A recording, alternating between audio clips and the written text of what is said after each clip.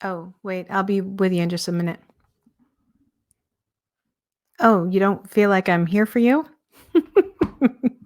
I'm not immediately present and accountable for this video?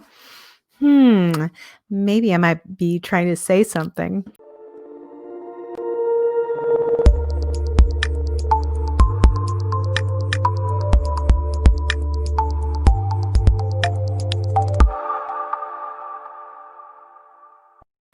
So I wanted to carry on with the theme that we started yesterday, talking about who is our customer and how do we treat them and how do we give them a truly exceptional experience.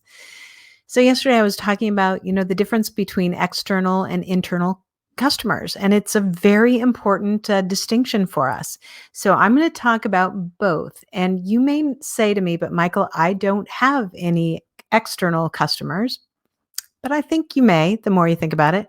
But if you work in any environment, you absolutely have internal customers and you are an internal customer to someone else. So let's talk a little bit about that.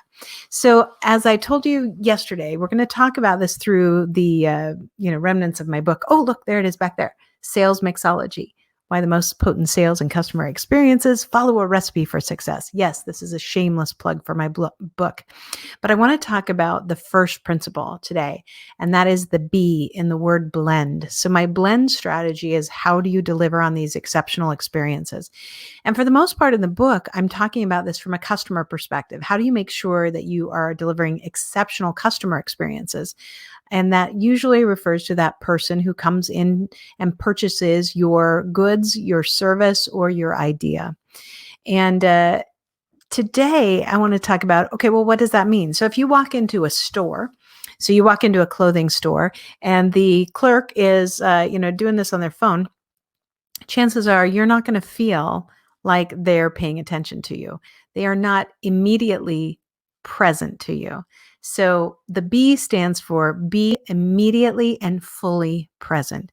That means that anytime somebody walks in your store or they call on the phone, if you sell a product, good, or service, product, service, or idea, that you are immediately present to them so that they feel welcomed. Now, let's talk about this from the internal customer perspective. So, we talked about this yesterday. Who are your internal customers? Well, depending on what your position is, there are many out there. And one obviously includes your boss. Others are other departments, other colleagues, other people that depend on you, maybe sister companies. There's a number of internal customers to you, and that you in turn are their customers. So, these are the questions that I want to spark some thought in today. So if you really take this concept and say, okay, Michael, I'm all in. I realize that I am a customer of the marketing department and of HR and finance, and they are also my customers because we have to work together to achieve goals. I see that I'm the customer of my boss. I'm seeing my boss as the customer of their boss. All these pieces work together. But here's the first question. Let's start with the boss. What does your boss, your leader, your manager expect of you? Big question. What do they expect of you versus what you assume they expect of you? Yes, we tend to make assumptions when we're, just moving forward. So what they do expect versus what you assume they expect could be the same, or they could have gaps. They could be little gaps. They could be big gaps. But the question is, do you know if there are gaps? And if you don't, you should talk about it with them. It would be an amazing thing for anyone who worked for me to say, you know what, Michael, I just really want to get clear on what your expectations are of me because I want to make sure that I'm delivering on them.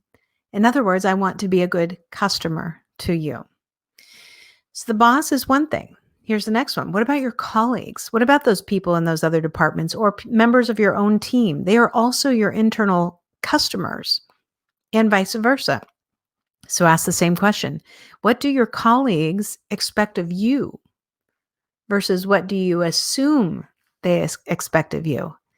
And is there a gap? And if not, great. But how do you know? And if there is, how do you know? You ask, you talk about it, and you open up dialogues. So there's great opportunities to be able to say, hey, let's talk about where the breakdown is. So yesterday I talked about the whole, fiasco between marketing and sales with all these ads that were going out. Well, there were a lot of assumptions on both sides, but until we talked about it, we didn't know what the real issues were. So neither side could deliver successfully for the other. Sales couldn't deliver on results and marketing couldn't deliver on ads because we weren't talking about it. So the key here is communicate, talk about it, bring it up. So let's say you have somebody in another department where maybe you're butting heads, or maybe you feel like you're kind of fighting each other, or maybe you're missing deadlines, or maybe you just don't have any idea what they do. Novel concept. Actually talk to them and say, hey, I'd really like to get to know a little bit more about your job, the challenges that you face, what things are expected of you that you're delivering on. And in that vein, what things am I helping you with to do that? And what things am I hindering you? How can I help you to succeed? Because when we ask each other how you can help each other to succeed, we actually care about that other person, that other position, that other department, that other customer. And in turn, if we've got the right people on our team, they're going to also care about delivering that for you. So here's another question. What do you expect of your boss? So remember the first time I said, what does your boss expect of you versus what you assume? What do you expect of your boss? For instance, that they communicate frequently, that they give you clear goals and expectations, that they talk about your future, that they care about things. I don't know what your list is. Your list is your list, but it's important that you know what that list is. So what do you expect of your boss to deliver to you as a customer versus what they actually deliver?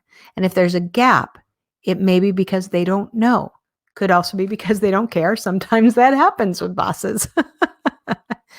Magically, it actually also occurs to the next level is, what do you expect of your colleagues versus what they deliver? And if there's a gap, have you talked about it? Because sometimes they don't know that they're missing that, and sometimes they don't care. But you won't know either until you actually have a conversation with them. So I came up with a quote long ago. I'm pretty sure it's my own quote, but if somebody else says, hey, I came up with it before 1985, then, whatever. We can arm wrestle over it. But here's my quote. No one's sense of urgency ever matches my own. No one's sense of urgency ever matches my own. What I mean by that is that there are always things that I need to accomplish, and some are more urgent than others. Some are more important than others. And when I'm relying on other people to deliver on things that I expect that are important and urgent to me, those other people don't always have the same sense of urgency, nor do they always place the same importance on what I do, unless I've communicated that with them and we come to an agreement.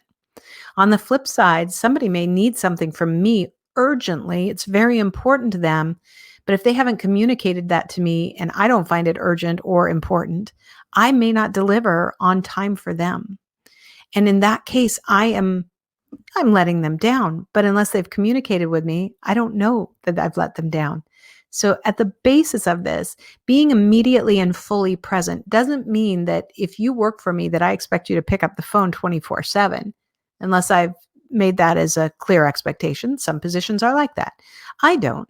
But it does mean that when we're interacting, that I want to hear from you. I want you to communicate. If I say, here's something I want you to work on, let me know if you have questions. And if you never give me questions, I'm going to assume there are no questions.